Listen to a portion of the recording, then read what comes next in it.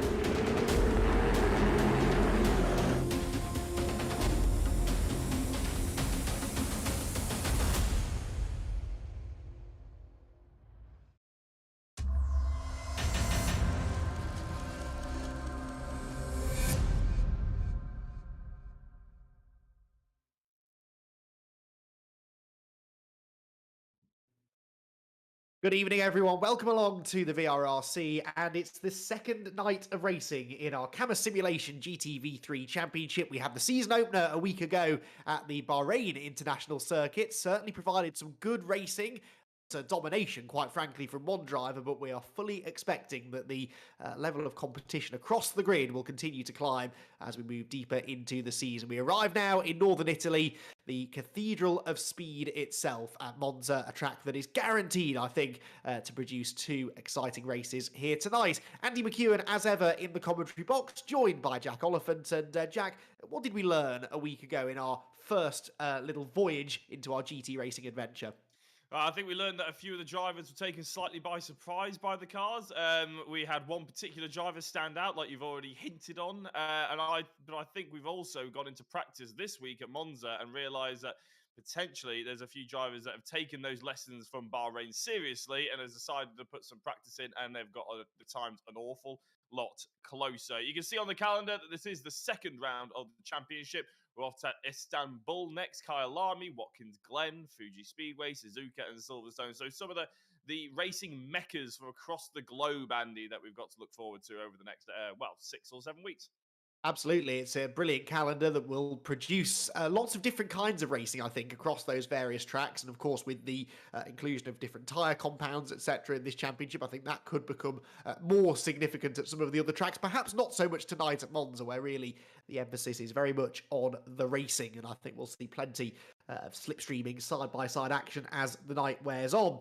So the championship, as we said, opened its account a week ago at Bahrain with two races, both of them won by Eric Axelsen. Eric Axelsen setting, if not a maximum score, I think he was within a point of the maximum score because he qualified on pole position. He won both the races, certainly had fastest lap in one race. I forget whether he had it in the other, but either way, came out of that opening night with by far the biggest points haul. In fact, he is 13 points clear already at the top of the championship, with Kyle Felvers having had a pair of second places and Josh Martin a pair of third places. So they understandably slot into those top three positions. Joel Ask and Scott Bugner, the teammates, very evenly matched all night, and that's reflected in their point score. Whilst Nicky Taylor was struggling a little bit to get to grips with the Porsche, and he finds himself down in sixth ahead of Gibson, Elliot Dalton-Ayres, Reese Bell and Alok Iyengar. So an interesting points table there. We are only one round in, but realistically, I think even people like Carl Felvers and Josh Martin will be feeling a little bit on the back foot just because of that really strong start made by Eric Axelsen. Yeah, normally you don't even blink if you get a second place or a third place in the championship coming out of round one. And there's 7 more to go. You'd be fairly happy, but that points margin is already larger than probably the entire time in the last championship we had. The NASCAR obviously is a bit of a given, but the touring car championship I'm talking about the time before that, I don't think we ever saw a 13-point gap to the top man. So this is going to be interesting to see how they can claw their way back. Eric Axelsen will also have that ballast now added to him, the championship ballast. He already had ballast for being one of the best drivers in VRRC. Well, now he pretty much doubles that for being the championship leader as well. So that might cause a few problems here at Monza with top end speed or acceleration out of the few of the slower corners. So that might play a little bit of a part for the rest of this evening, but you can be damn sure that Eric is going to be strong throughout. Yeah, absolutely. I think he'll be quite glad to be making a return to a rear-wheel drive car. Not that he struggled in the touring cars, but certainly back to his best and really leaving his mark on the championship already. Notice towards the bottom end of that top 10, Reese Bell having a strong night at Bahrain a week ago, breaking into the top 10. And I believe that the occasional third member of our commentary team, Lewis Edwards, is about to have a chat with him because, Lewis, Reese is embarking on something a little bit different ahead of this season, isn't he? Racing for a really good cause. Yes, so I'm here with Reese now. Reese has been a part of HFT originally. He's done some privateer stuff. But Reese, you switched to a new team with Stuart Vickers, Phoenix Sim Racing. What's brought all this about? So, Stu and I have been in touch for a little while before we joined the team, and it turned out that Stu had an interest in starting a team to help people with disabilities get into sim racing because he found it really good for himself. And my story is quite similar to that, with some mental health issues that I've suffered in the past. And sim racing is kind of my outlet. So we really wanted to kind of do what we could to show other people that this is possible. Yeah, I think that's a really good message that sim racing is for everybody. And I know Stuart was trialing some hand controls to see how he got on in the sim a week ago in Bahrain. Did he mention to you how he found that? So he tried out his prototype hand controls that actually in the future we're hoping to sort of distribute to people who require hand controls to help them get into sim racing. And he found it particularly hard, mainly because of the muscle memory in his hands and his feet wanting to push the pedals. So he had a little bit of trouble with that initially, but then found them really useful. And as competitive as he could be once he'd done some practice. So it's looking quite good that we can build something that people who maybe don't have the use of their legs, they may be able to compete at the VRRC level as well. Not just compete anywhere, compete here with this level of competition. Sounds really promising for you. A week ago, you did manage to lead the race in Bahrain and came away with a solid pair of results. What are your hopes for tonight's proceedings? That, to be honest, that's probably the highlight of my racing with VRRC, is just that little sort of stint, and it was really beneficial for me to get that experience as well. So I'm really looking forward to this race and seeing how I can compare to last race. I'm hoping for a top 10 finish in both races if I can. But I feel like race 2 is normally a bit easier for me because I tend to start nearer the front. And of course, it's going to be pretty chaotic at Monza, so I'll leave you to your preparation, and I wish you the best of luck for this evening. Thanks so much. Thanks so much for inviting me to have the interview as well. Thank you so much. Excellent stuff. Thank you, Reese. And we'll be charting his progress with interest over the night. Had a solid night, really, a week ago at Bahrain. A top 10, as he said, in race 2, but actually only just missed out on the top 10 in the first race as well. And Jack, that's actually something that I've really enjoyed seeing over the year and a bit now that I've been working with the VRRC. Not just Reese, but lots of other drivers like him who perhaps when they started, reaching the top 10 was a pipe dream, and yet now, every so often, they are able to get in there with more and more regularity, and that really shows that you can become a better driver by racing week in, week out in championships like these. Yeah, I think I think we all know a lot of people in motorsport that if they're not right at the sharp end, they'll just leave and they'll go off and do something else, and they'll blame the equipment, or they'll do something, regardless. You don't race anymore, do you, Jack? No, amazingly, as soon as I stopped winning. No, I'm kidding. But it is brilliant to see Reese and a lot of other drivers who are sort of fighting for those top 10s, where a top 10 is a bit of a highlight sort of thing. Those reverse grids are what they sort of really look forward to on an evening. And they are getting better. I mean, when I started commentating, those sort of drivers that were towards the back end and we give them the reverse grid, and it used to be chaos. We used to sort of have preparations to keep the cameras away from certain drivers to make sure that we were, focusing on the clean stuff so the broadcast didn't look too bad. But nowadays, you don't have to worry about that because all the drivers are more consistent. Yes, okay, they might not be the ultimate lap time, but they are a lot safer. They're a lot more sort of tuned into the racecraft. And it's brilliant to see that the community is coming together and starting their teams and amongst each other as well and sharing their personal stories.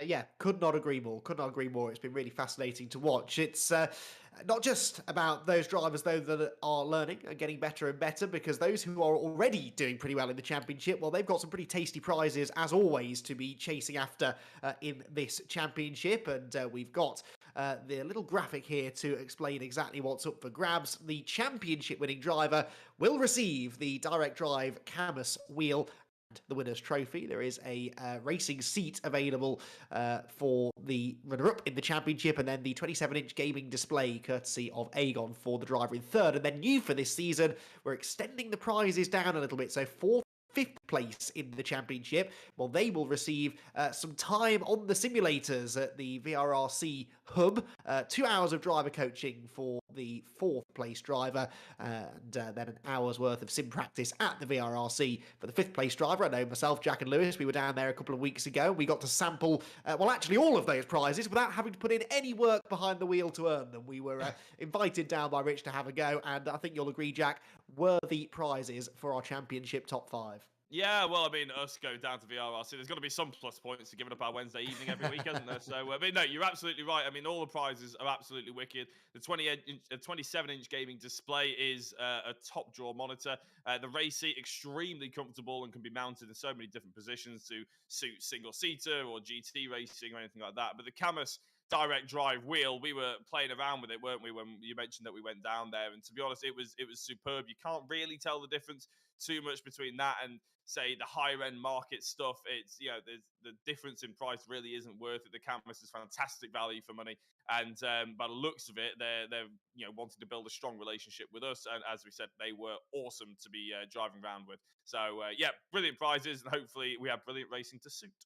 Absolutely. Also new for this year is the prize draw too, for any driver who completes in at least seven of the 8 rounds and finishes the championship outside of the top 5. They're entered into a prize draw to win one of 2 1-hour sim practice sessions at the VRRC as well. There's also the Driver of the Round award. We're giving prizes away left, right, and centre this season, so make sure you come along and race with us here at the VRRC if you want in on the action. Right, almost enough talking from myself, Jack, and Lewis. It's almost time to get into the on-track action. Qualifying just around the corner here at Monza, but first, let's take a moment to familiarise ourselves even with the Temple of Speed.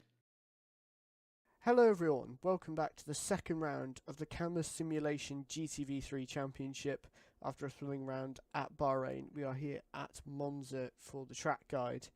Heading down towards turn 1, you want to brake just after the 150 metre board on the left hand side here, and you don't want to use this orange curb on the apex. You want to just use the Italian flag coloured curbs. Use up all of the road on the exit, make sure you get a nice smooth exit, good on the power. And it's all about shifting up through the gears, not scrubbing the tyres too much through Curva Grande, and trying to stick as close to the right hand side as you can to cut the distance. Heading up to the second chicane now, you want to brake where that orange marker is on the edge of the Armco. Take a lot of curb here to avoid getting bounced by the sausage curbs. Heading into Lesmo 1 now, it's just going to be down 1 gear. Focus on getting a slightly later apex to hook up the corner nicely, using up a good chunk of the road on the exit there. Lesmo 2, important not to clip this curb on the apex too much and get a nice run on the exit as we head now down towards Ascari. Again, up through the gears. Slipstream might be important come qualifying.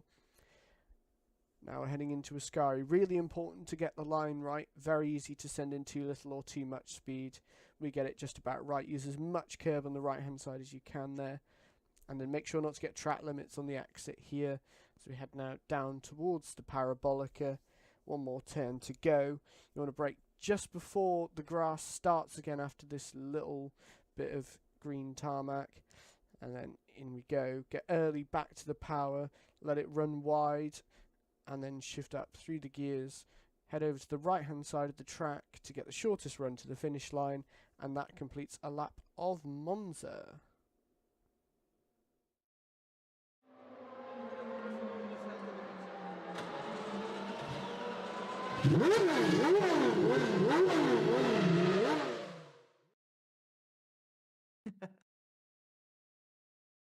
Welcome back, everyone, to a slightly dark Monza. It almost looks as though the sun is setting. It is only 1:05 in the afternoon, but I don't know, perhaps in the north of Italy in the winter, you get rather short days. Either way, it looks very artistic as the cars make their way the pit lane and start along some qualifying laps. 10.5 minutes left in this qualifying session. And Jack, we saw there from the onboard lap alongside Lewis, this is a very high speed circuit. Not that many corners, but you can sort of overtake into most of them. So how important is track position? How much do you think they will be focusing on qualifying times here? Well, track position is important, but as you just said, there's going to be lots of overtaking. There's going to be lots of slipstreaming. I think you mentioned that in the build-up as well. So, to be honest, I think as long as if you're in around about the top 5, you got a shout at winning the race. To be able to pull away in the lead at Monza with no one challenging you after a lap or two is very rare. You're doing either a brilliant job or you got very lucky at some point if you're able to get a 2-second lead after the first couple of laps. So, yeah, I think all these drivers, they'll be putting the lap times in. They'll be putting, I think we saw Eric Axelson He did over 130 laps in practice. He was second, though. Scott Bugner was first with only 80 laps in practice. So those drivers, again, they won't be too worried about the fact whether they're first, whether they're second. They'll just be happy to be in that top 5 sort of bracket. And going into qualifying now, they're going to have to throw everything at it to give it a good go. Josh Martin has literally thrown everything at it, but by the looks of it, thrown everything at the wall with Nicky Taylor and his HFT teammate trying to get him around the circuit. Is there a potential? Has Nicky Taylor ran out of fuel or something? Because that looks like Carl Felber's giving a bit of a push to the pit lane.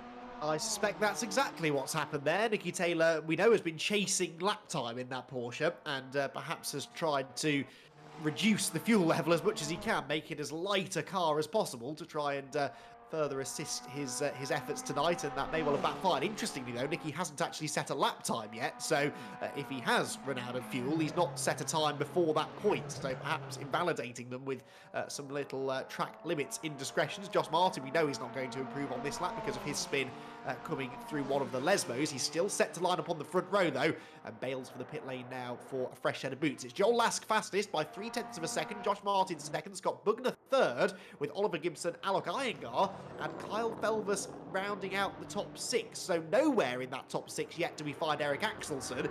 And interestingly, that's 3 BMWs and 2 Porsches, neither of which seemed to be the car to have a week ago. Yeah, and I think the BMW, I think a few people have said it's not quite got the top speed as the Porsche. So the BMW drivers, Joel Lass and Scott Bugner, doing an extremely good job. I'm not sure where they're fast. Well, actually, I can tell you where they're faster because Scott Bugner's just gone purple in Sector 2, and that is, of course, I believe, through the double Lesmos and then potentially the Ascari chicane. I'm not sure where the Sector 2 ends. I think it's going into the Parabolica. So, yeah, it's really, really set up for that sort of middle part of the track. And as Scott Bugner is about to come across the line, he joins his teammate on the front row of the grid. Excellent stuff. So an all BMW front row for the time being then. Josh Martin demoted to third place, and Elliot Dalton-Ayres has got the Ford GT, one of only 2 Ford GTs on the grid, up into the top 4. There is Elliot. He's just started another flying lap, and he is looking pretty strong. So a real shake-up of the order potentially incoming here. I think it's almost certain that Eric Axelsen hasn't really set a representative lap time yet, down in 14th place, 5.3 seconds off the pace. But even so, it looks like we've got some new contenders near the front tonight. It does indeed, and of course we'll have to wait and see what Nicky Taylor has to offer, whether he's going to be going any quicker after not setting his lap time. If you're wondering out there, the reason why he didn't just spawn back to the pits and he had to get a push is because if you spawn back to the pits at any point during the session, in any session at VRRC, you get disqualified from said session. So if you do it in qualifying, you get disqualified from qualifying. You wouldn't be able to go back out there and set another time, so you have to get pushed around by his teammate. But you're absolutely right, Andy. Elliot Dalton-Ayres and Oliver Gibson, I'd say, the 2 drivers that are really fighting strong at the sharp end of the grid. Eric Axelsen, as I'm looking at my times, has just jumped up to third place, so finally a representative time from the Swedish assassin, with Josh Martin bailing for the pits, I believe, or even just getting a track limits warning. Yeah, that's a bit of a shame because he was purple in Sector 2. Josh has got more in the barrel. Yeah, it was indeed, and real team formation at the moment towards the front then. The 2 LB Motorsport BMWs ahead of the 2 Mean Green Racing Team Corvettes. So interesting that we're seeing that real parity near the front. The 2 BMWs very evenly matched. Same sort of story between Axelsen and Martin. In fact, almost exactly the same distance between those 2, with Elliot Dalton-Ayres and Oliver Gibson in behind. Iyengar 7th. Carl Felvers down in 8th place at the moment, with Paul Laramie and Andy Carroll inside the top 10. So I would suggest, Jack, that Carl Felvers is another driver who you would expect to see a little bit more out of. Yeah, you're absolutely bang on, actually. I missed the fact that he was all the way down in 8th position. Obviously, 2 second places last time out at Bahrain, and he's in one of the Porsches, which is said to be potentially one of the slightly more favoured cars to be in, or one of the easier cars to get the lap time out of. All the cars will do a very similar lap time around every single track that we've got on the calendar. It just so happens that maybe 1 or 2 of the cars are slightly easier to get to that absolute limit, and the Porsche seems to be one of them. Here at Monza, anyway. Axelsen, he's only 2.5 tenths off. Josh Martin is going to be... Oh, I was about to see Carl Felvers about to jump ahead of Josh Martin, but no, he only just managed to get into the top 5, jumping ahead of Elliot Dalton-Ayres and Alok Iyengar, and there is Nicky Taylor coming to the party, finally up into 7th place.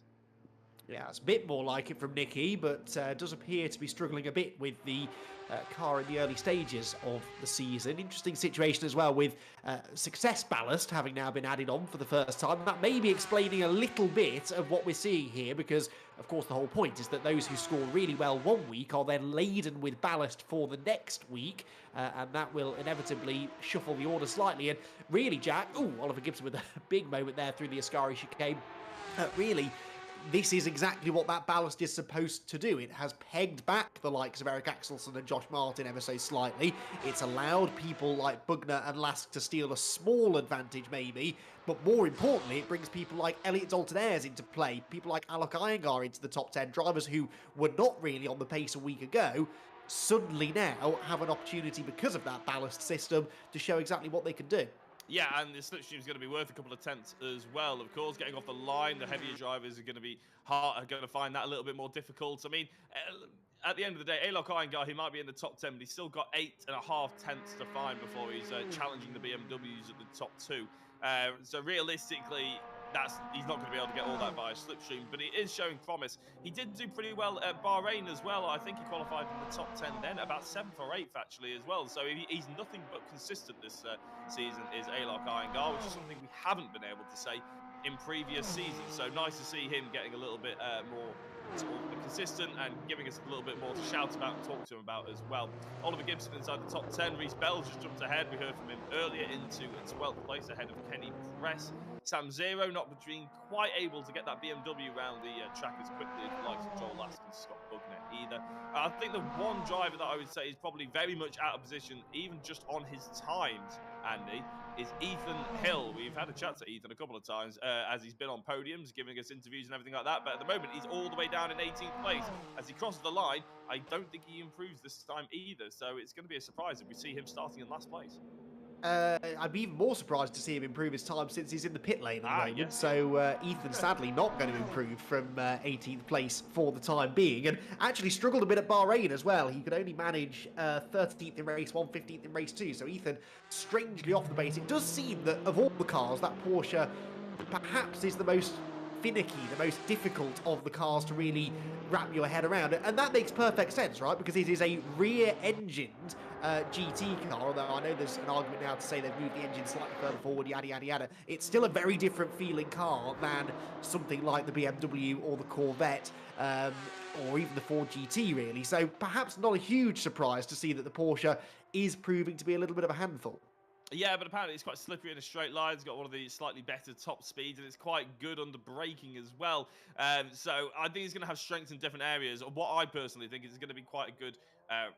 it sounds weird to say. I think it's going to be quite a good race car. I think it's going to be able to race really close with a few of the other drivers and dive people into the corners a little bit better. They might not get the ultimate exit out of certain areas. They might not be able to carry the mid-corner speed, but they certainly will be able to be aggressive under braking, and hopefully that will give us something to shout about. Joel Lask has just set another, well, I don't think it was a personal best time, 144.54, but he did go purple in sector 3, so even the BMWs have more time out there.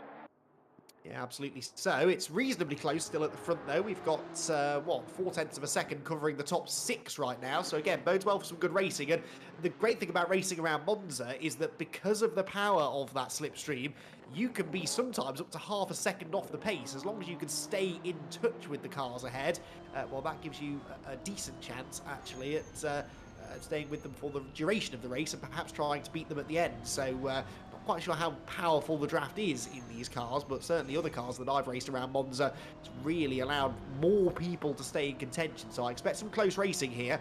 I don't think anyone's going to be able to really pull away right from the get-go. 40 seconds left in the qualifying session. Still a couple of drivers who will be feeling a little bit disappointed with where they are right now. Eric Axelsen, for example, only 5th on the grid right now. Now, yes, he's well within that half-second bracket that I just mentioned, at only 4/10 off pole position, but I think Eric will be a little bit disappointed, perhaps feeling that he's had a bit of a bump back down to earth again tonight. He is not going to dominate this championship in the way that some people were predicting a week ago, which is kind of the point we tried to make, isn't it, Jack? Because we've seen him sort of dominate the first round of championships before.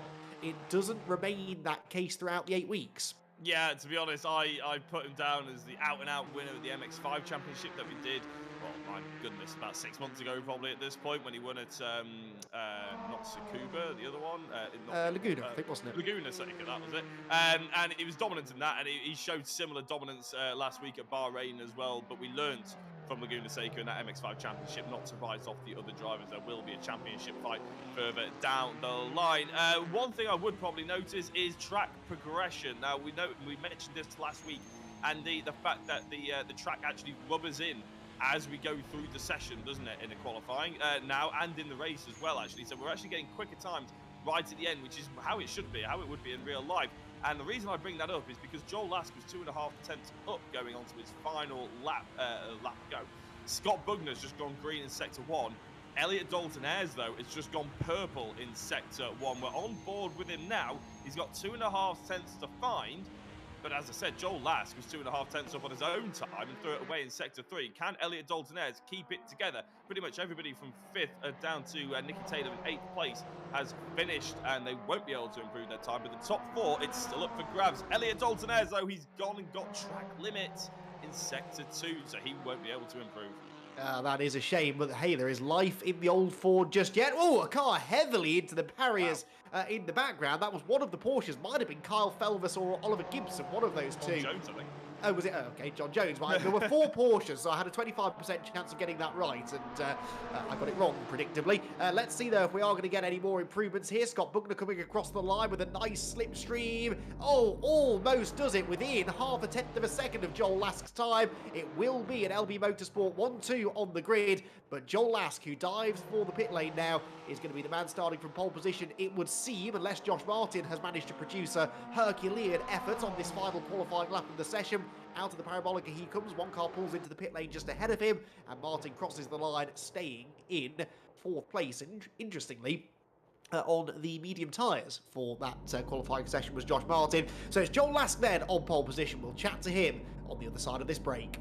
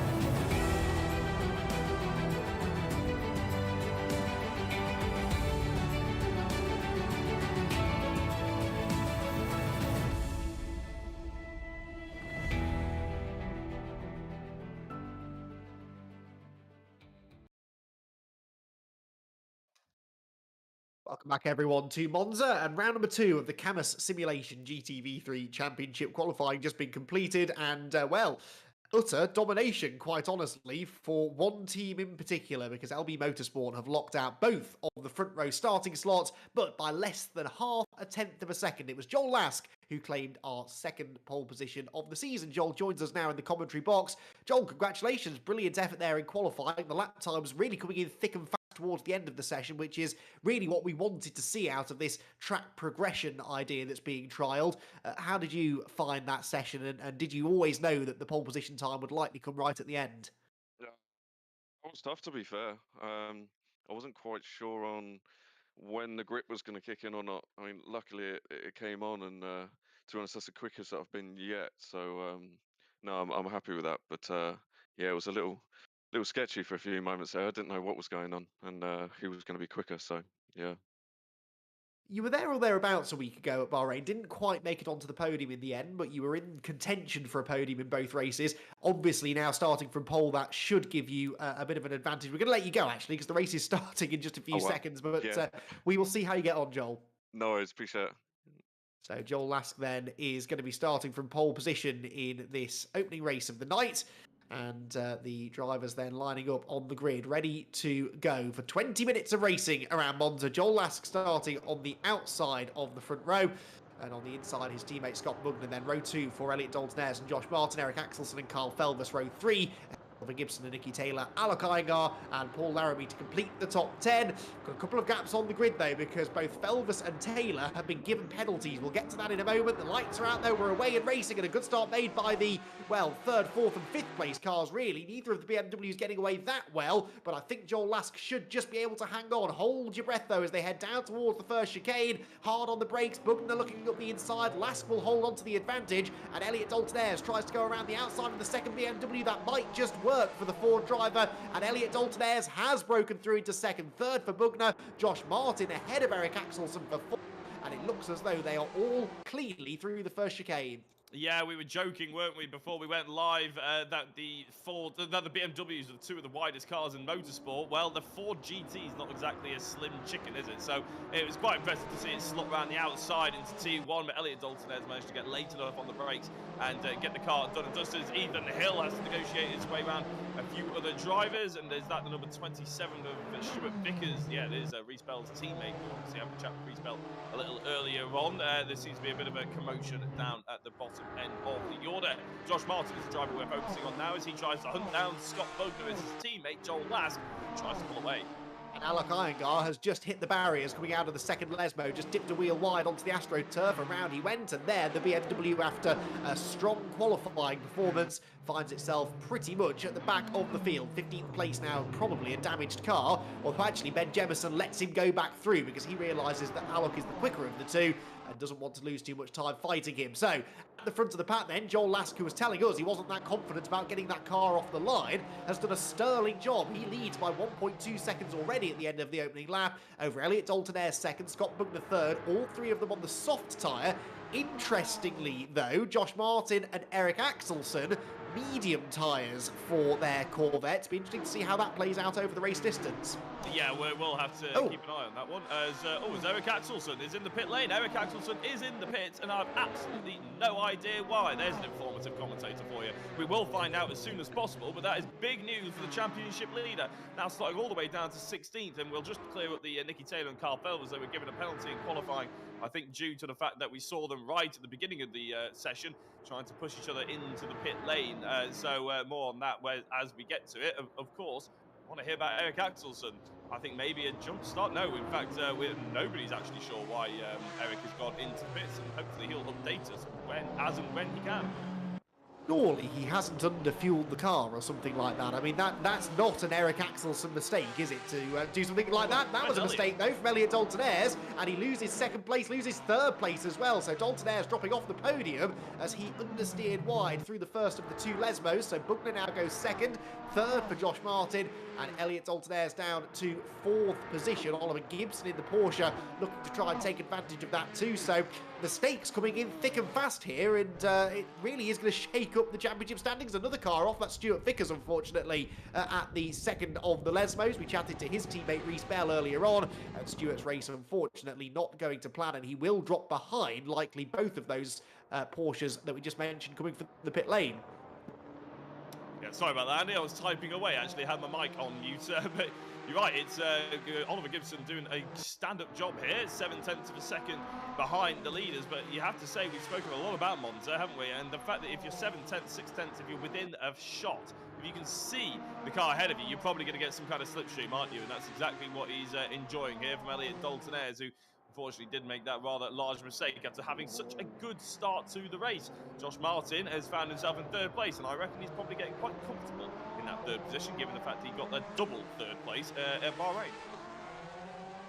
Indeed so. Out of the first chicane they head then towards the Curva Grande, turn 4, I suppose, technically, here at Monza. And then up towards La Roggia, the second of the chicanes. Underneath the bridge they head. Scott Bugner really starting to shake off the third place battle now, taking full advantage of that mistake for Elliot Dalton-Ayres just under a lap ago at this very next corner, the first of the Lesmos, a corner that has quite a bit of positive camber, and so that sort of tempts the drivers into carrying some speed through there, but it's easy to understeer wide coming out of the corner. This time Elliot keeps it well within the white lines and will try his best now to find a way back ahead of Josh Martin, who suddenly, along with Lask and Bugner, is in a really strong position to score some good points here, because with Nicky Taylor and Kyle Felvers and Eric Axelson all looking like they won't score too highly from this race, this is a brilliant opportunity immediately for people like Josh to close that points deficit. Yeah, I'll tell you what, anybody who thought that the championship was done and dusted after the first race, i.e. me, it's completely wrong. Egg on their face, it has to be said, because all of a sudden this motorsport, it really can rear its ugly head towards some drivers, and other drivers can try and take advantage of that. Here goes Elliot Dalton-Ayres. He's going to be late enough on the brakes into the final corner against Josh Martin, and Josh Martin carrying a good speed around the outside. He gets a good exit as well, but he's clear to see that Elliot Dalton-Ayres is not going to be hanging about. No, absolutely not. He knows he's got pace here tonight, and he'll be frustrated at that mistake that he made. He's in the slipstream now, pulls to the left-hand side of the Corvette towards the first chicane. This is the fight for third position. Can the Ford GT move ahead? Late on the brakes, flames belching out of the side exhaust, and he will go through. Fantastic bit of driving that from Elliot Dalton-Ayres, who is in a fired-up move tonight, but Josh Martin is never backwards in coming forwards, and immediately tries to retaliate. Pulls to the outside through Curva Grande. This is easy enough to do for now, but they will have to sort it out before the second chicane, almost leaning on each other, heading towards the braking zone. Martin on the inside line, I suspect, will go back through, but Dalton-Ayres is going to try and hang tough around the outside. Over one curb, over the other goes the Ford, the Corvette stays ahead, and here comes Oliver Gibson. Yeah, it's almost getting a little bit too tight, isn't it? Oliver Gibson had to come off the throttle, I think, there a little bit, just to make sure he wasn't going to can it into the back of Elliot Dalton-Ayres, and we've seen drivers go around we've seen two moves around the outside in the first corner, and both of them pulled off by Elliot Dalton-Ayres, but fair play to Josh Martin for hanging in there for as long as humanly possible, and has to be said, fair play to both of them for not hitting each other off as well. There was a little bit of bumping, there was a little bit of bruising, but both lived to tell the tale. But I have to say, Andy, goodbye Scott Bugner, Joel Last. They've had an absolute dream at sort of second, third of this race, haven't they? 3.5 second gap. Yeah, absolutely. They've disappeared now, taking full advantage of that side-by-side battle. Fairly predictable, actually, that Josh Martin would snap straight back at Dalton-Ayres, because it's normally Josh who does the round the outside overtaking, and I don't think he would have been that impressed with being overtaken in that same way by Elliot, so quite keen to get the place back. The trouble is that, as you said, they've lost so much time to the leaders now that this really is just going to be a fight for third, and it becomes a three-way fight with the arrival of Oliver Gibson, by far the best performing of the Porsches for the time being in this particular race. As far as the other Porsches that are coming from the back of the field, well, Nicky Taylor making better progress than Kyle Felvers. Interestingly, Taylor up into 14th, and Felvers still only 18th, and well off the back of the pack, and I suspect that Kyle certainly is already looking towards race 2. Yeah, maybe there was a tactic to try and win race 2, or maybe there was a suspicion of a potential spin or something. We're not entirely sure. We haven't seen it, but Nicky Taylor trying to get as many points as he possibly can. Unlike Carl Felvers, he can't rely on a good Bahrain, can he? So Nicky needs to try and take advantage of every single point-scoring opportunity from here on out in the season. And we do know that he's one of the most exciting races. Nicky, if anybody can go forward, we know it's going to be him. Josh Martin, I have to say, you mentioned that he's going to be not too happy about Elliot Dalton-Ayres trying to go around the outside. But I reckon there's going to be a begrudging respect there from Josh. But as he said, he wasn't one too shy. He wasn't one to be shy of trying to bite back as quickly as possible. It does make for very entertaining racing. From our perspective, as Sam Zero is facing the wrong way. Is that through the outskirts of the first Lesmo or the second one?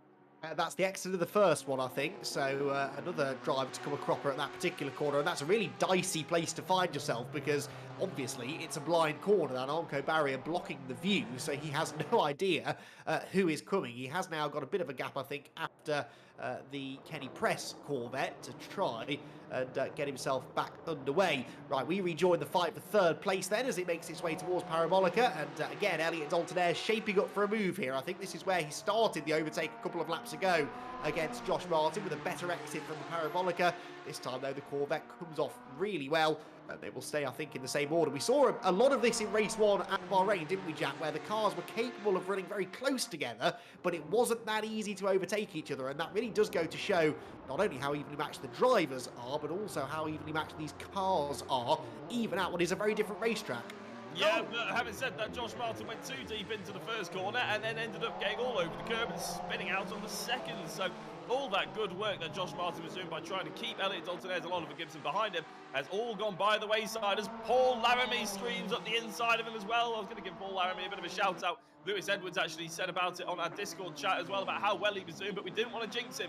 Well, now he's going up against one of the championship contenders, and he's getting a bit feisty with him as well. Josh Martin trying to hold the inside. Paul Laramie not able to make the move stick, but I tell you what, Josh is going to be very angry, and Paul Laramie, I reckon, has got this lined up. He could go for another attempt here. Paul Laramie had a 15th and a 16th place finish at Bahrain. Yes, he was involved in some incidents, but he wasn't really anywhere near the top 10 at any point. And here he is, knocking on the door of a top 5. This has been a fantastic turnaround. Andy Carroll, another who has really improved, and Reece Bell inside the top 10 too. Now, granted, they've benefited from other people's misfortune, but you've got to put yourself in the right position to benefit from that, and that's something that they have definitely managed to do. Sam Zero there having a good battle with Stuart Vickers. Of course, these two have both had moments through the Lesmos, actually, with Vickers going off at the second Lesmo earlier on, and Sam Zero just a lap ago getting it wrong out of that very same corner at the first Lesmo. And they continue to run about 4.3 seconds ahead of Carl Felvers, who just saw the pink Porsche in the background. So good battles up and down the order, but some real standout performances inside that top 10. Yeah, with 9 minutes and 20 seconds to go, I think that no prizes for guessing that probably Carl Felvers is going to be catching up to these two, especially if they start falling over each other. And Sam Zero getting on the grass there as he hits the brakes into the Ascari chicane. You don't want to be doing that, Andy, do you? There is an opportunity to get out of jail free. You're not going to hit any walls unless you're going getting really well. But still, slowing up slightly, even though, actually, even with that mistake, he's potentially going to drive around the outside into Parabolica on Stuart Vickers here, and he has to be very brave on the brakes. I think Stuart Vickers very, very narrow there, giving Sam Zero far too much racing respect. That's going to ruin both of their runs out of the final corner, and Carl Felvers will be falling on top of them before he knows it. Yeah, Felvers 3.2 seconds back at the moment, so he is gaining, but I'll be interested to see what he does when he gets there. To be honest, may as well try to pass them, because even if he ends up starting behind these two on the grid for race 2, I think Kyle would fancy his chances to get past them pretty quickly. So Carl Felvers really does need to try and maximise the points here. Remember, each driver has a dropped round over the course of the season as well, and so he will, I'm sure, already be thinking about that in the long run. As for the others who are trying to recover, well, they're all sort of together, really. Alec Iyengar 10th after his spin, Eric Axelson 11th after his pit stop, and Nicky Taylor 12th after his pre-race penalty. So those three all making reasonably good progress, but they kind of find themselves in an awkward position now, don't they, Jack, where if they don't make any more ground, they're not scoring that many points out of this race. So there's a big slide for Ethan Hill. That makes life a little bit easier for Alec Iyengar. But yeah, they're not set to score huge points from this race, but also they've gained enough ground now that they won't be right at the front of the grid for race 2. Yeah, they're sort of in that halfway house, aren't they? They need to make their mind up whether they're going to really try and push on or whether they're going to try and get that position for race 2. But to be honest, as we said in the build-up in qualifying, actually, there are certain drivers that are quite happy to be running in the top 10. If you can get into those top 10 regularly, they see that as an achievement, as it is an achievement in a grid this strong. So, to be honest, they're probably quite happy with the close racing that they're enjoying. But when they come to race number 2, they'll find themselves starting in that mid-pack. And in motorsport, it's one of the most dangerous places to start in any grid, of real life or sim sport, of course. Ethan Hill and Eric Axelson. Now, Eric Axelson, of course, he did pit earlier on.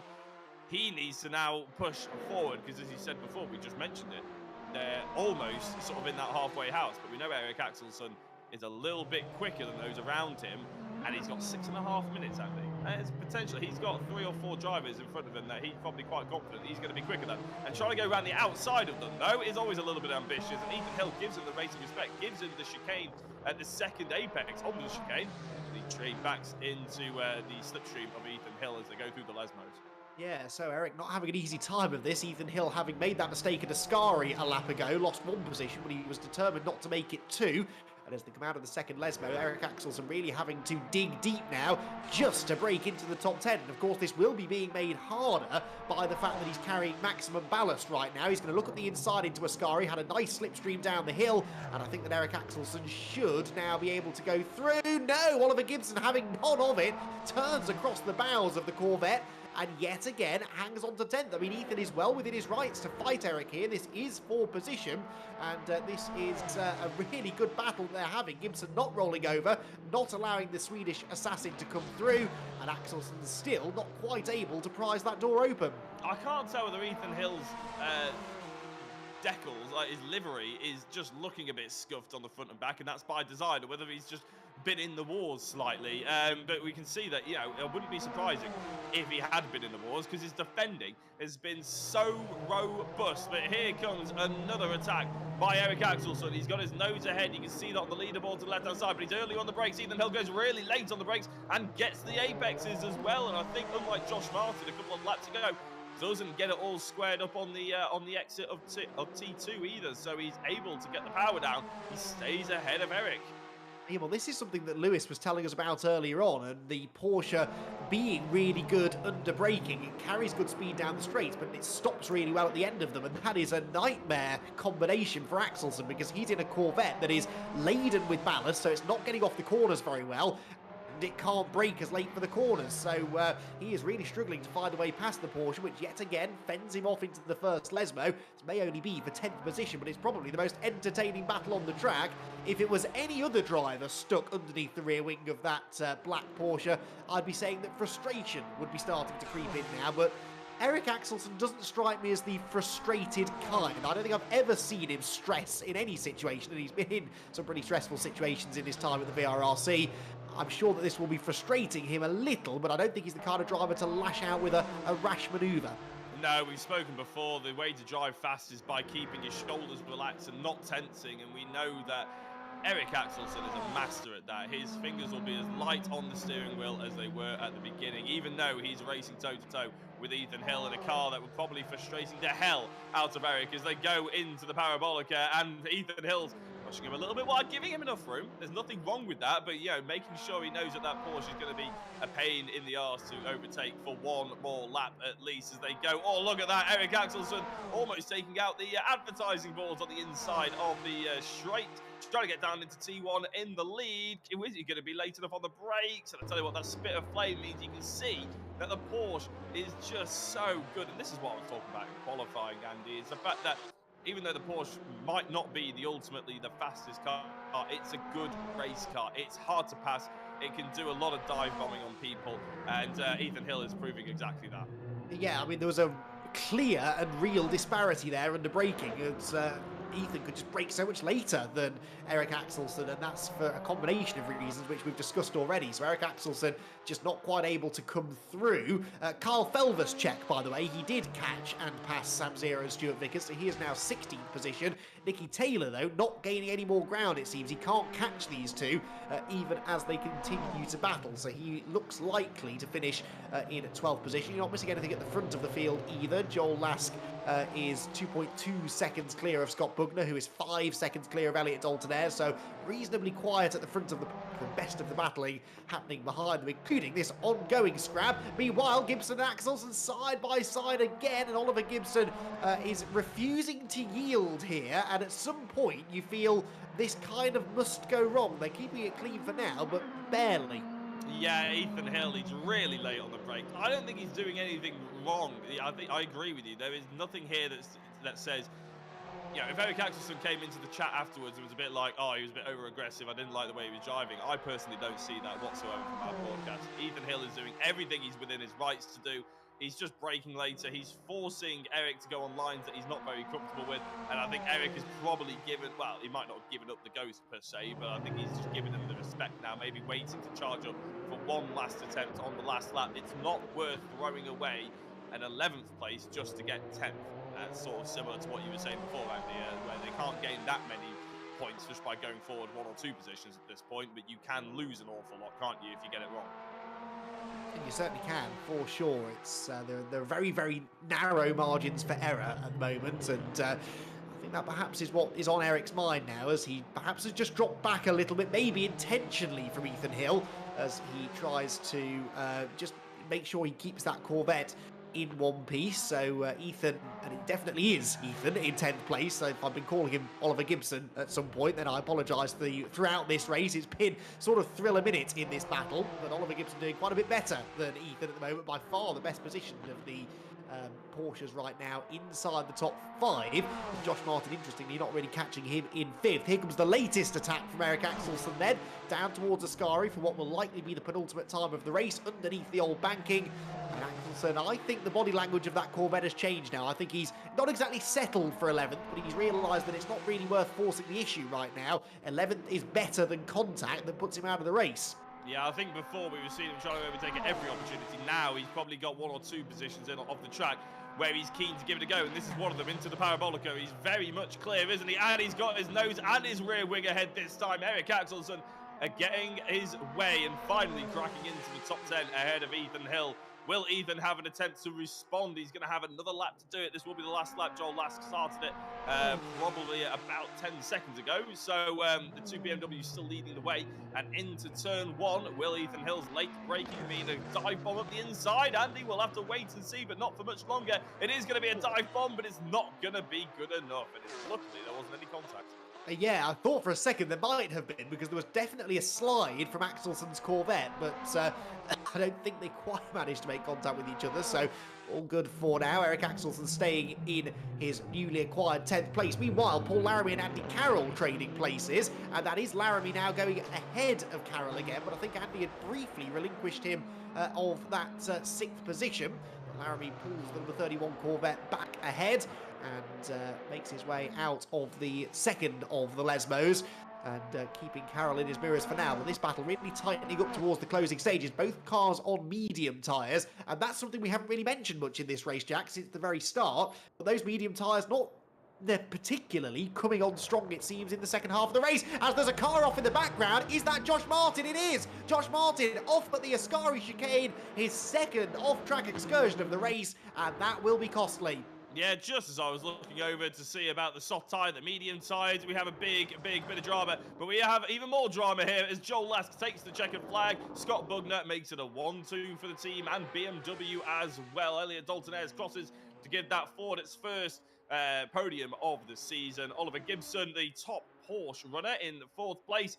But the big news of that last lap was the fact that Josh Martin will now finish all the way down in 7th, behind the battle of Andy Carroll and Paul Laramie that we were bringing you up until we saw Josh Martin's Corvette flying off on the outside of the Ascari chicane. Eric Axelsen finishes ahead of Nicky Taylor, just about, which means Nicky got ahead of Ethan Hill. Yes, Ethan, I think, has probably dropped back there to give that place to Nicky, because there was a 7-odd second gap between the two of them, and that suddenly seemed to disappear on the final lap. But what a mistake that was from Josh Martin. I know it's early days in the championship. I know that we've got dropped scores to take into account. We've got lots more races still to happen as well. But those are the kind of moments that can cost you championships. And if Josh should end up losing the championship by a handful of points this year, you can very much look at that incident as the moment that cost him. Well, a dramatic opening race then here at Monza. We'll be hearing from our podium finishers in just a few minutes' time, just on the other side of this short break.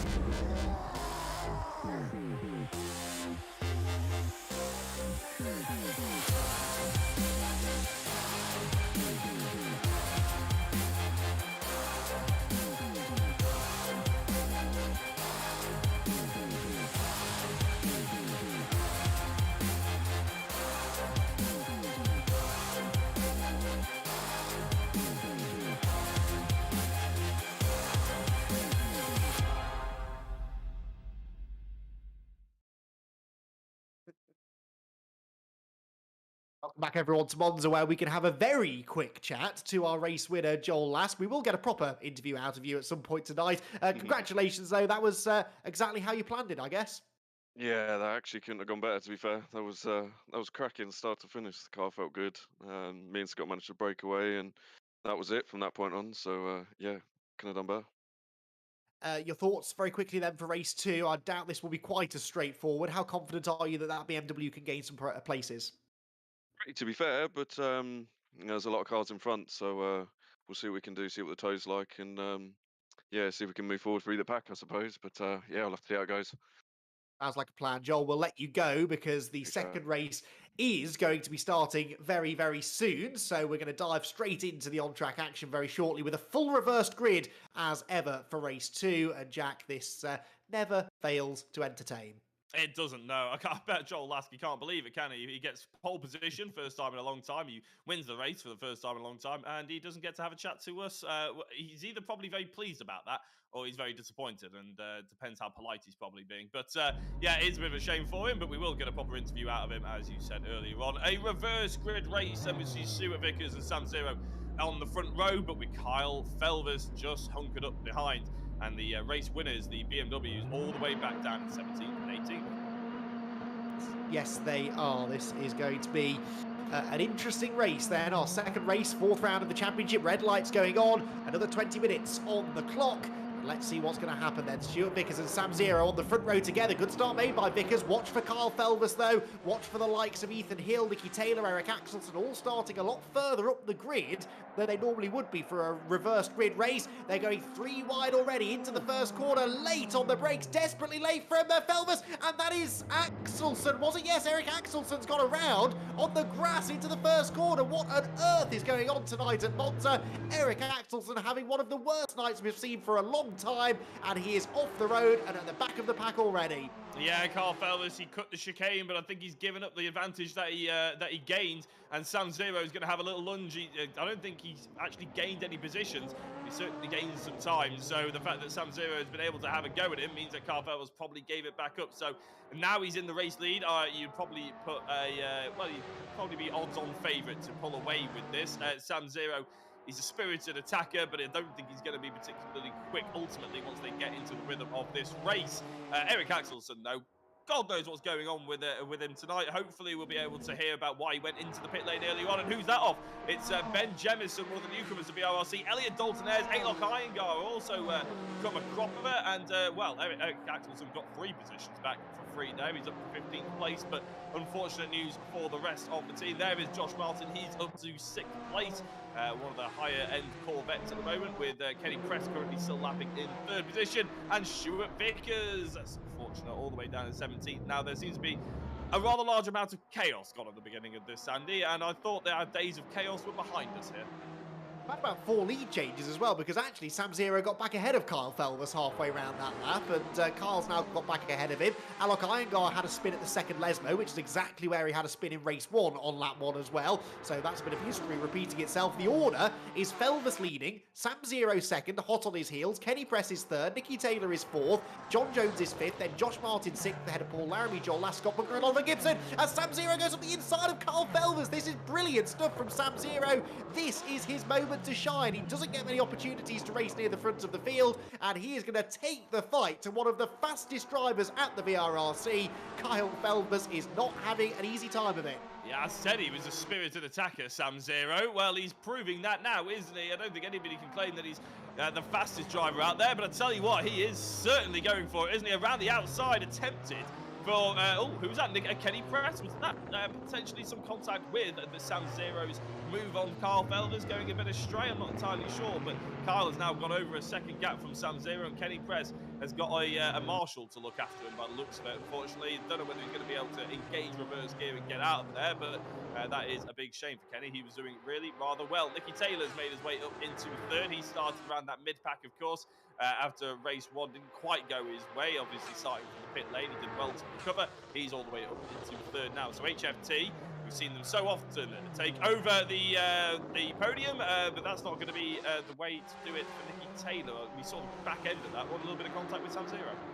Yes, there was. Did well to save it. The man who's creeping right into contention here, though, is Josh Martin. Josh Martin is on the tail of Nicky Taylor already for third. So Josh, perhaps making up a little bit for the mistake in race number 1, is almost onto the podium. But Taylor ain't going to let him through without a fight. He defends the position into the Parabolica. But Josh Martin just goes right round the outside. Again, who's surprised? Not me. Josh Martin, known for these round the outside moves. It doesn't quite pay off, but he's got the slipstream down the pit straight. We saw, though, how much difficulty his teammate Eric Axelsen had passing a Porsche in race 1. Can Josh Martin make it any easier? Well, that's it. It's rinse and repeat, but just with different drivers, isn't it? And this time they've got a BMW in the form of Sam Zero in their way to contend with as well. Going into the first corner, Josh Martin does get ahead of Nicky Taylor under braking. Really good move by him, potentially using Sam Zero as a bit of a distraction, shall we say, for Nicky Taylor. He couldn't quite decide which way to go, but Josh gets himself into third position. Sam Zero, what can he do now? Carl Felbers is having the race that he dreamt of, isn't he? Getting into first place, and after that race 1, he certainly needs to pick up the points. And the fact that Eric Axelsen's not having a good weekend means that he's able to potentially push forward a little bit, and, well, Josh Martin's car pushed forward a little bit too much then as well, cutting the chicane.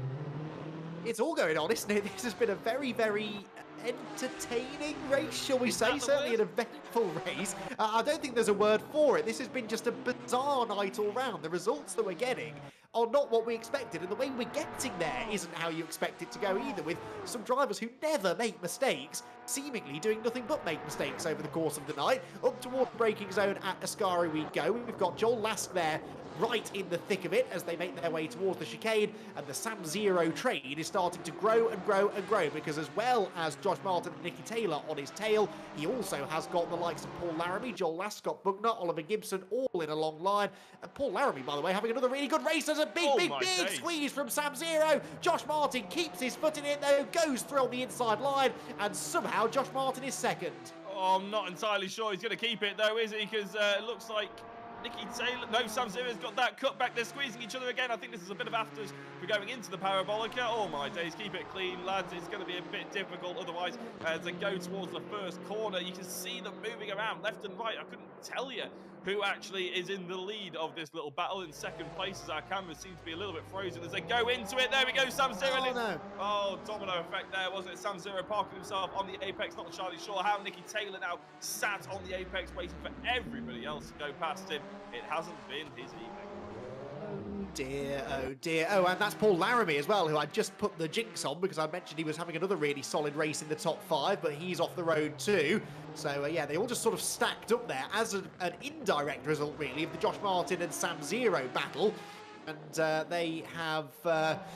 yes, that really caused a stack up through the chicane, didn't it? But as often seems to be the case, the cream rises to the top because look, Scott Bugner, Joel Lask, they're in contention for a podium as well now. When all hell is breaking loose around them, certain drivers seem to have the ability to just come out of it smelling of roses. Yeah, it's those drivers that, you know what, when the day's going right, the day is going very right, isn't it? And these two BMWs just seem to be immune to the drama at the moment. Everybody else is falling off. Everybody else is having to do the really hard graft by carving through the order. And it seems Scott Bugner, Joel Lask are just picking up the pieces. They're putting their lap times in. They've got a bigger test now. We've seen a lot of people try and get past Sam Zero and come a cropper. Let's see if Joel and Scott can be a little bit more efficient with it, with a charging Porsche behind him and Oliver Gibson. Yes, so out of the Parabolica they head, and this actually is one of the real fascinations of these reversed grid races for me, because we talk a lot about the perils of the carnage at the start, which we've definitely seen. Here comes Bugner up the inside of Sam Zero though, and for he and Joel Lask, they now find themselves fighting a driver who is not used to being at the front of the field. They are therefore not used to racing against Sam Zero. A driver who is extra motivated to try and get a really good result out of the night. Sam isn't thinking about the championship. He couldn't care less how many points he scores in this race. He just wants a good individual race result, and it's how these championship contenders handle racing drivers like this that can be really telling, and I think that's why I'm impressed with Josh Martin surviving that little altercation that he had, and now I'm impressed with Bugner and Lask for getting through, although there is some contact from Joel Lask, but they have to be careful when they're fighting against these drivers who have little to nothing to lose. Yeah, to be honest, I'm loving Sam Zero's intention here. The intention to keep his place, the intention to try and move forward even when he has to, even when he's been overtaken and everything like that. The execution seems a little like a driver that hasn't really really had much experience racing at the front end of the order, and potentially this will be a bit of a learning curve for him. It's a bit of a shame that we've seen a little bit of contact here and there, a lot of really aggressive squeezing. But you're right, Joel Last, sorry, it's Scott Bugner, not Joel Bugner, it's Scott Last. I've done really well at trying to carve through into third and fourth. Now they've got Josh Martin and Carl Phelps up ahead. Those two, in Carl and Josh, are very, very quick. I wouldn't be surprised if we don't see the BMWs pull up and then overtake them quite as easily. But you never know, we could be in for a fight for second. Yes, we could actually. Be interesting to see the pace of Bugner and Last, because really Martin lost a lot of time in the early stages in race one, never had a chance to go with the LB Motorsport BMWs. This time around, they are the ones chasing him. Across the line they go then. Josh Martin, 1:45.369, 5 seconds behind Carl Felvers, who we really haven't seen a lot of in this race. We haven't seen a lot of all night, actually. It's just the way that his night has gone, unfortunately. Up the inside now comes Oliver Gibson on Sam Zero, and Sam is not going to put up quite as much of a fight on that one. And I think the further down the order he drops, the less he is going to start defending, as if his life depends on it. But yeah, some interesting situations as things now, perhaps, dare I say it, start to calm down.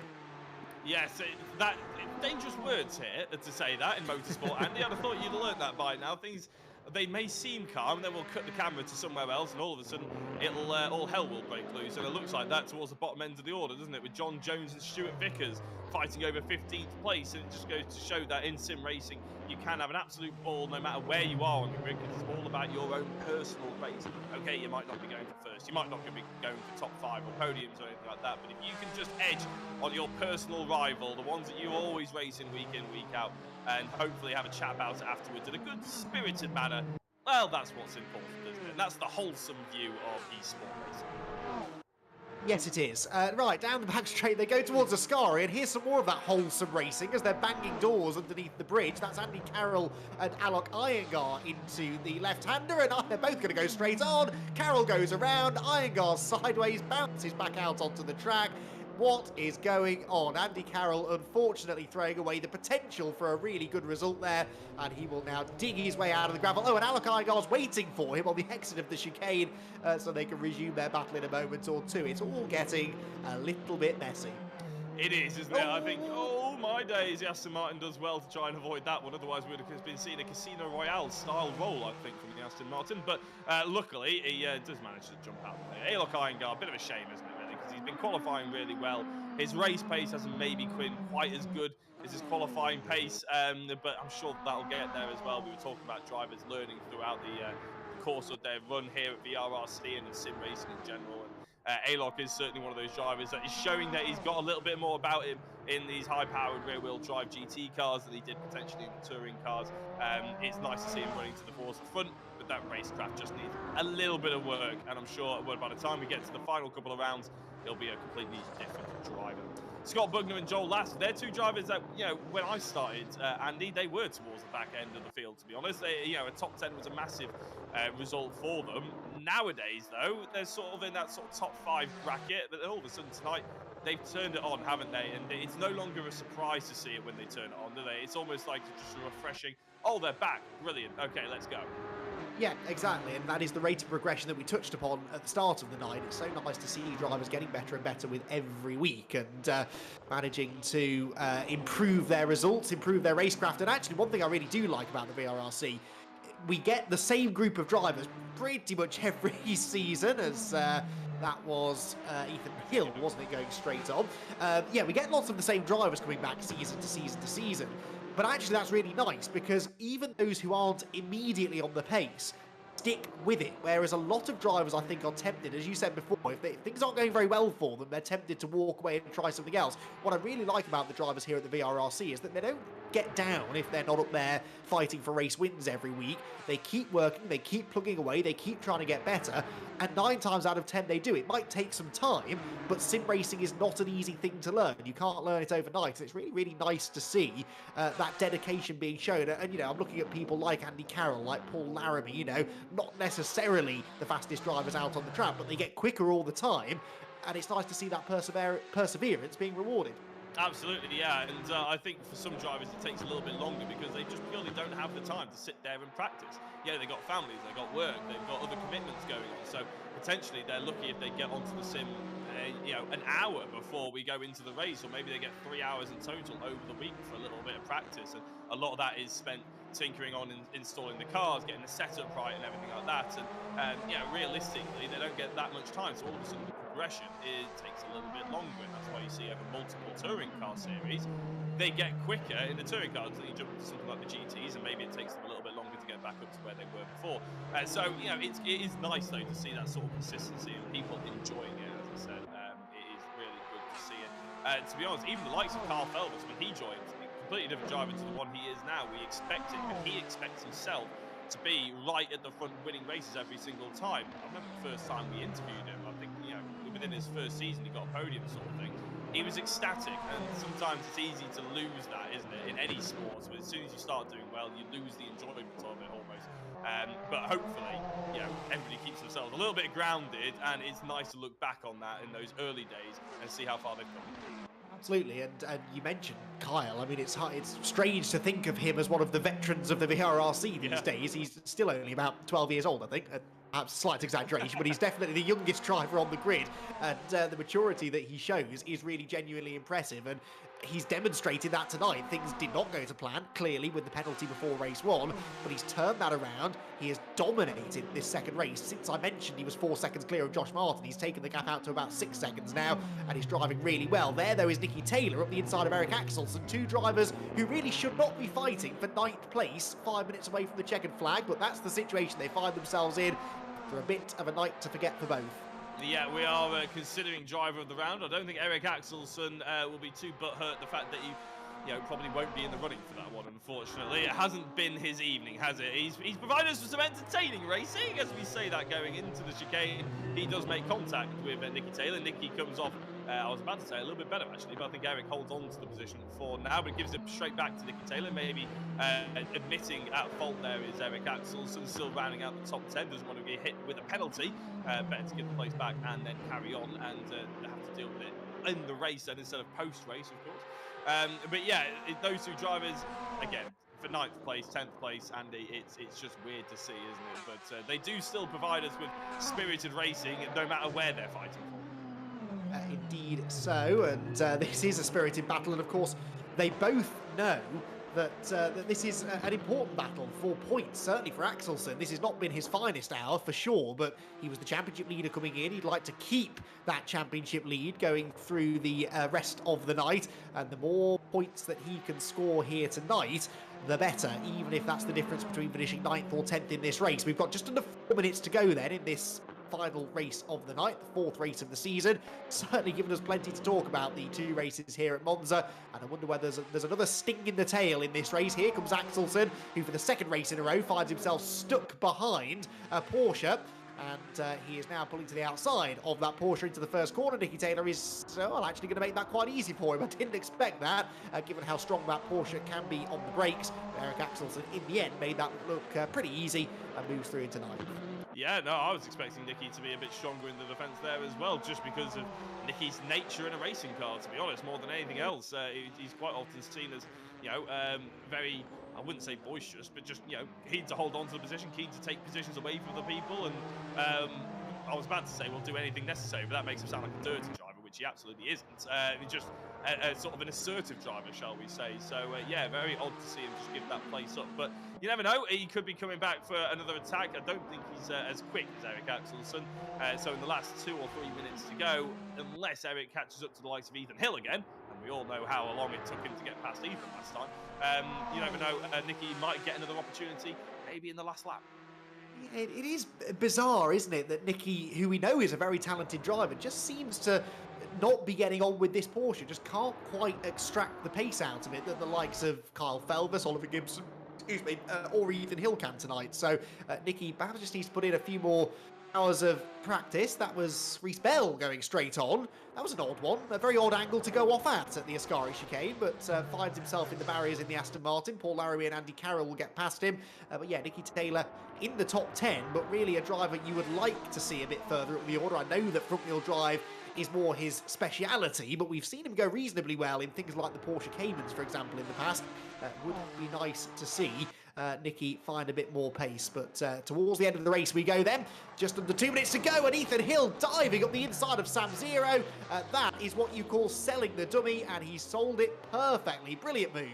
Yeah, no, that looked awesome. I only caught the back end of it as the canvas switched, but it did look like a really assertive move by Ethan Hill, using that late braking of the Porsche, maybe all the experience that he was racing with Eric Axelson in the first one, using that to sort of see that he's got a massive advantage into that turn one, and he used it very well. But we know Sam Zero is not going to give up without a fight. He's going to bite back if he sees an opportunity. We saw that earlier in the race, and look at this, the BMW does have an opportunity. Oh, well, maybe he thought he had an opportunity, just giving a little bit of a dummy there to Ethan Hill. Nothing coming of it just yet, but look at that, Eric Axelson already onto the back of it and into the second Lesmo. There goes the BMW, and there goes the Porsche going sideways. And I have to say, Andy, we said that there's a lot of overtaking opportunities at Monza. I don't think the second Lesmo is one. That is about the only corner you don't try and make an overtake at Monza, especially from that far back. If you already have an overlap, fair enough, but overlap there was none until the moment of contact, I'm afraid. So I think that might get looked at after tonight's races. But Nicky Taylor taking full advantage of that and getting himself back ahead of Eric Axelson then. So Nicky Taylor into 7th now, so perhaps listening to me, and he's been spurred on, starting to drive a little bit better. He found his way back past Eric, and he's now going to have to get his defending boots on to try and keep the Swedish assassin behind him. Down through the right-hander they go, and Nicky Taylor, can he hang on to that 7th position to the flag? We are 1 lap away from that checkered flag.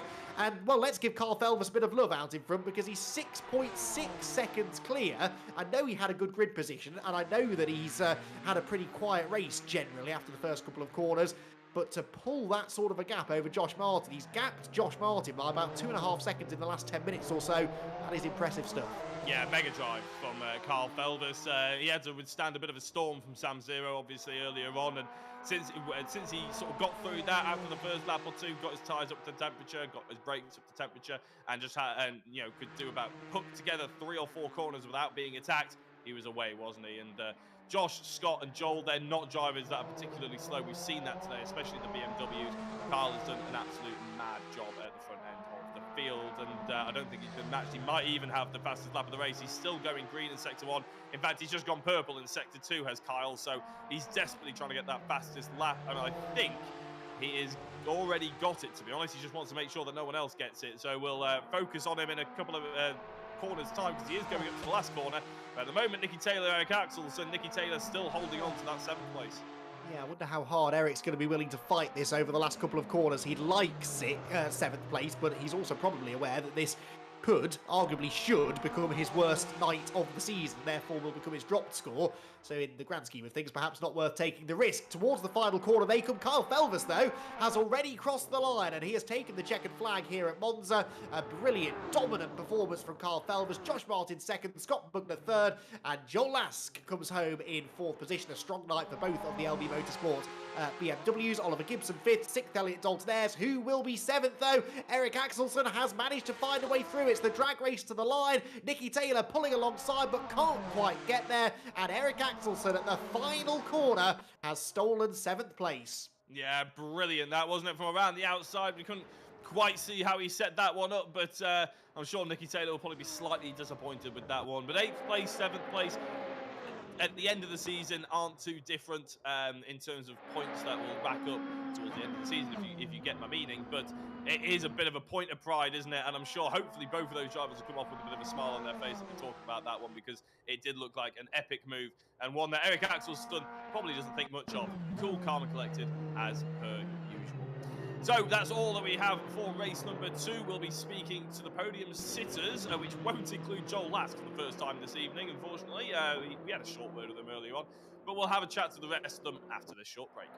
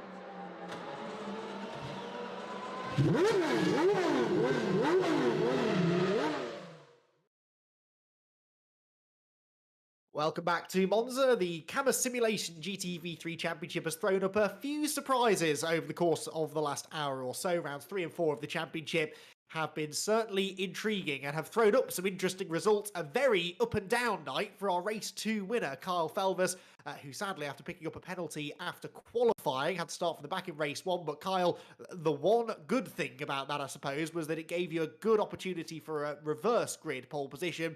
And when you got that, you, well, not a pole position, but near the front of the grid anyway, when you took that front of the grid starting slot, you took full advantage of it. Yeah, well, I mean, I tried to take full advantage of it, but it still tried to come and bite me back because I got hit into T1 and ended up having to take the escape.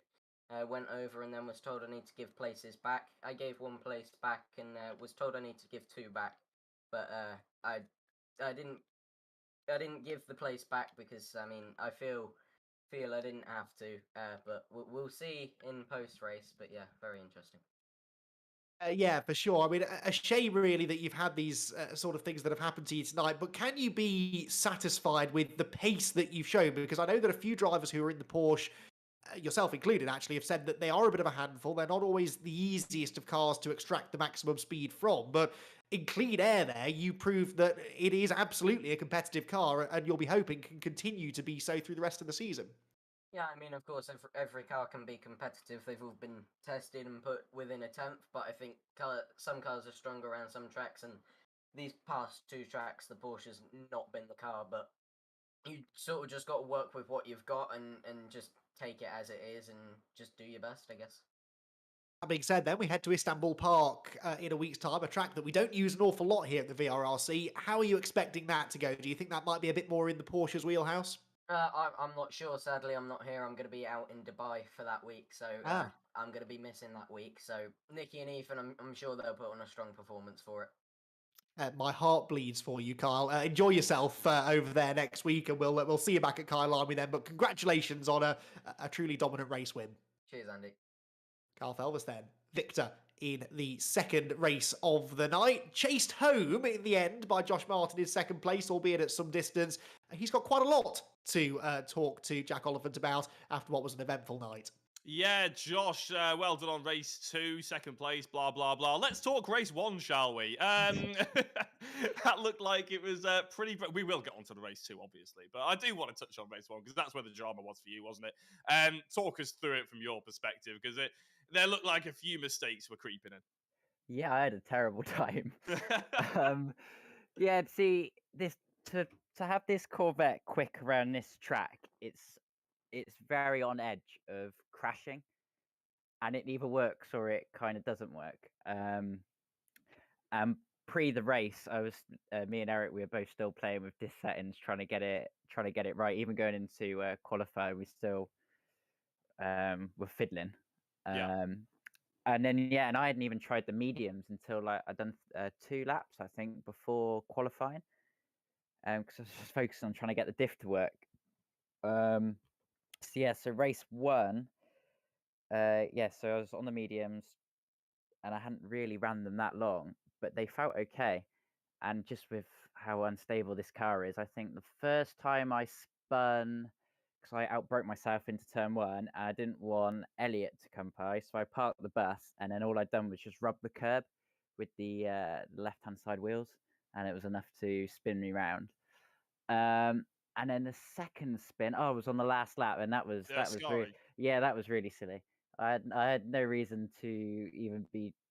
I wasn't really even pushing. I just literally touched the curb on the right, and ended in the wall. But I knew that I couldn't touch that curb in this car, and I touched it for whatever reason. But yeah, so race 1 really wasn't great, and it's a shame because I feel I lost quite a good opportunity when I guess a lot of the championship rivals were not having a good race. So yeah, and 5th would have been okay, and then to lose then 2 more places on the last lap was a little bit frustrating, but nothing I do about it now. Oh, I was going to say that was impressive. That was a racing driver verging on taking on responsibility, Josh. Oh, well done you. But no, race 2 then. I was about to say a little bit easier. I mean, let's face it, the last 12 minutes or so was a lot easier, wasn't it? But coming through the pack, there was a lot of turmoil through, a lot of people crashing out, spinning out. There were a lot of mistakes early on. What was it like trying to carve through that and trying to just keep yourself in the right position? Yeah, it's a tricky one because after being 7th in race 1, it really didn't put me in a very nice place on the grid. I was like in probably the worst place to be, kind of the back half of the middle. And yeah, so I got a good start, but I had nowhere to go because I was like 3 wide, cars on the inside, and I was just kind of stuck on the outside. So kept it nice and slow, and just held right on the outside on the edge of the track and hope no one come flying across. So survived all of that completely contact free. And yeah, I think I picked my moves quite well. I made some quite good moves. Sam was a little tricky to overtake because I found he seemed very good at getting the car stopped for the chicanes, and I did nearly run into the back of him a couple of times. It was quite hard for me to get a run on him, so I had to adjust a little bit. But yeah, once I got past Sam, it was quite intense because I said this car's so on a knife edge of spinning.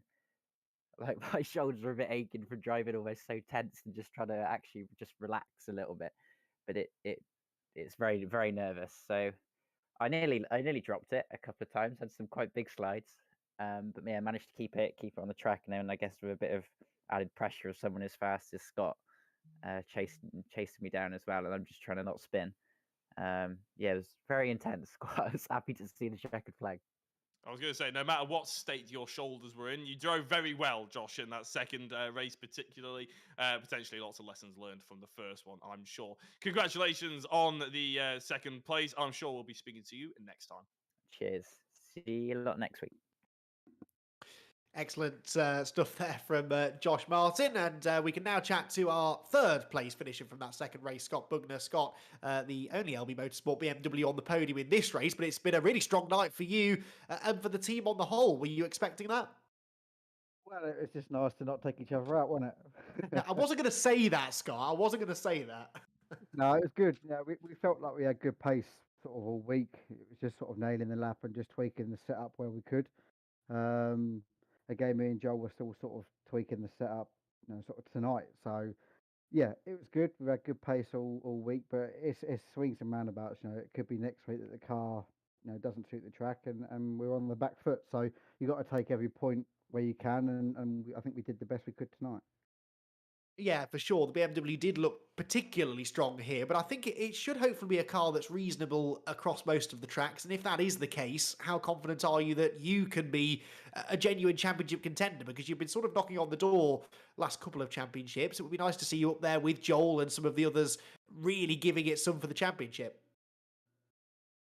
Obviously, you have to go in confident. You can't go in and say, "Oh, I'm not going to do it. I can't do it." Rear-wheel drive isn't my forte. I think I've always driven front-wheel drive, so I'm just sort of on the back foot there. But just getting to grips with the car and finding the sweet spot is the main thing, which is what I think we've done tonight, which is a good thing. I think we can challenge. I think both me and Joel can challenge for the win. Just depends how heated it gets between now and the last round. I'm sure it won't at all. We'll look forward to seeing you in a week's time, Scott. But congratulations, really solid effort here tonight. So they are your podium finishers. We were hoping to chat to one more driver, but I think that he's decided to have an early night after what's been a really strong night for Oliver Gibson. Oliver picking up the driver of the round this week, and we may have a chat with him next week at some point. But congratulations to Oliver for that award. Well, Jack, a lot to unpack after a very eventful night of racing here at Monza. And in a moment or two, I think we'll be able to have a look at the updated championship standings, which I suspect are going to make for some interesting reading. Yeah, and in fact, there they are. Eric Axelsen somehow is still in the lead of this championship with 57 points. Maybe that's something to do with the drop scores getting involved as well, of course, now that we have 2 weeks under our belt. Joel Lask, though, is the big driver to be jumping up the order. He's only 10 points behind Eric Axelsen. So the gap going into this evening was 13 points between Eric and Kyle Felders. Well, it's now 10 points between Eric and Joel Lask. 13 points behind still is Kyle Felvis. And with obviously, I'm guessing that's with drop scores in mind as well. But Scott Bugner, again, the LB Motorsport partner of Joel Lask, who we've just heard from even, jumping up into 4th position as well. Josh Martin falls all the way down from 3rd into 5th place with 40 points. Elliot Dalton Ayres, a night that could have been an awful lot better without a few mistakes in race number 1. He finishes in the evening in 6th. Oliver Gibson got driver of the round, of course, today. 1 point behind him. He's in 7th. Nicky Taylor, bit of an evening to forget for him, I think. He's in 8th. Andy Carroll in 9th. Paul Laramie rounds out the top 10. He had a really good race for 1, that's for sure. Reece Bell ends up just dropping outside the top 10 in the championship and ends up in 11th. So that is the championship done and dusted. And Andy, I'll be honest, I've completely blanked on what comes next. How could you, Jack? Because I what know. comes next is we talk about NASCAR, because we Ah, have well got then. Take it away. our championship coming up very shortly for the NASCAR on the back of our very popular special event. We've got a non-broadcast NASCAR championship, but it's being run in exactly the same professional way that all other VRRC championships are, that you have been accustomed to seeing over recent time. The only difference being that we are turning left a lot more than we're turning right. It all starts on the 2nd of March at Daytona. We'll finish on the 20th of April at Kansas. Roughly 40 to 45-minute races each week, with stage racing introduced for the first time as well to mirror real-life NASCAR. So lots of opportunities to score points, to play the strategy game, and to get to race on the tracks that we really don't get to race on all that much here at the VRRC. Head over to the VRRC website and Discord for information on how to enter, the entry costs and whatnot. And we'll hopefully see you on the grid at Daytona International Speedway on the 2nd of March. And that is something you'll be surprised to hear, Jack, I'm really looking forward to. Yeah, no, you're one of those strange people that just love turning left, don't you? So it's, I'm kidding, there's a lot more to it, as we found out over those 3 weeks. But yeah, no, the NASCAR, it's certainly whet our appetite for those 3-week special events. It's only going to make a fantastic championship. Hopefully we get lots of people involved with that as well, and they enjoy it, and maybe we can get it broadcasted a little bit later on and make it one of our main championships on a Wednesday night. We have got more championships to be talking about, though, because, of course, the next special events are coming up, and that is truck racing, another sort of really out there concept for us at VRRC. We've never done this sort of thing before. We never did NASCAR before. Now we're doing truck racing, and I believe we haven't announced the tracks, but the provisional ones look like following some of the British truck racing championship tracks. So British tracks, and no, you don't need to be Sherlock Holmes to be figuring that one out. But that's not set in stone yet. We may well be flying abroad to just give us a little bit of a taste of something different as well. And actually, Andy sort of tempted me into thinking about maybe jumping into the cockpit in that one. And you know what? If I get the mod installed this week before I go commentating at the weekend, I might give it a go. I've got enough time now. I've got 7 weeks to practice. I might be able to just be about up to speed on the back of the grid. You need to be careful what you tell us, though, Jack, because by saying that, you've just got rid of one of your best excuses if you do it and are not on the pace. So might want to rethink how much you advertise the amount. Oh no, my computer's broken. Goodbye. I know, it'd be great to see Jack out there. It really would, and great to see you out there too. If you fancy joining in with something again pretty unique, really, to the world of sim racing. The last thing I think that we need to tell you about is our time attack that continues on. We're into our checks the date. 3rd round of the Time Attack Championship now. So the first 4 time attacks of the season, all front-wheel drive tin-top style cars. So we started with the Fiat Abarth, then to the Audi TT Cup car. Now we are racing, or time trialling, at Alton Park's Island circuit in the Mini JCW, the same kind of car you see racing in the Mini Challenge, before on the 20th of February onwards we run on the Valencia Street circuit in the Cupra TCR. So if you're a fan of front-wheel drives and hot lapping is more your thing, then come along and have a go at the time attack. There are prizes up for grabs for those who do best in it, and it will be great to see you all posting some times.